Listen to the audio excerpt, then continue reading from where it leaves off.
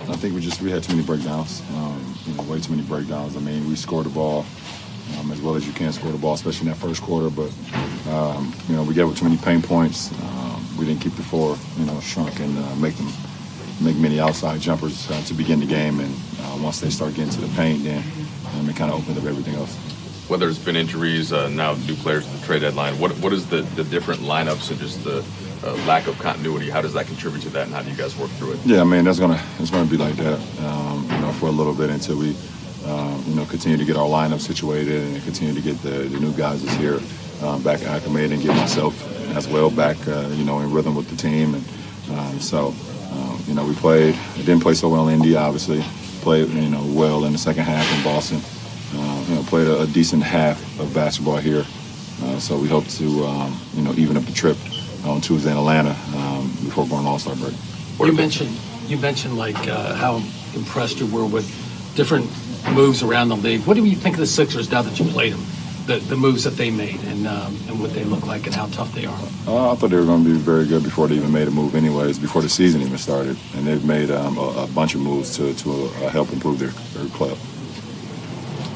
What are the things offensively that are working for you guys now that you carry forward in the different lineups, like with you starting basically at point guard? How does that move forward? I think, with our starting lineup tonight, it just puts everyone on the floor is a threat from the outside in, except for JaVale, but he moves so well without the ball that he's a threat as well, getting lobs or dish-offs when we're able to attack. So myself, Reggie, B.I. and Kuz, we just kind of play off of each other. They put the ball in my hand, and I'm just trying to make the right plays to keep these guys involved throughout the whole game, and also keep myself involved as well. But it was a good look out of a lineup that we could go to. I'm not sure if that would be our starting lineup going forward. Obviously, that's for the coaching staff to figure out, but it worked pretty well for us.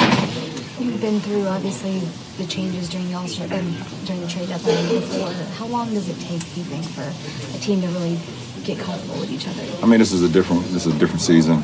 It's different circumstances because we've been injured. I was injured. We've had guys that was in and out of the lineup throughout the whole season, and then we have a couple of new guys coming in. So this season is going to be totally different from the sense of how fast or how quickly we can try to fast track this so we can get back to playing the type of basketball we were playing before my injury. So like I said, we have a huge piece still now with us in Lonzo. That's a huge piece of our team. So until then, we have to continue to work our habits throughout our film sessions, throughout our shoot-arounds, and then when we have some time to practice, we have to do that as well and try to get some more continuity. Magic came here. Brandon threw you a lob that you caught on the right side. It was kind of thrown high, but you caught on the right side, finished on the left side. Is there any still mental process when you're going through the physical part? Yeah, it is, and he helped me out.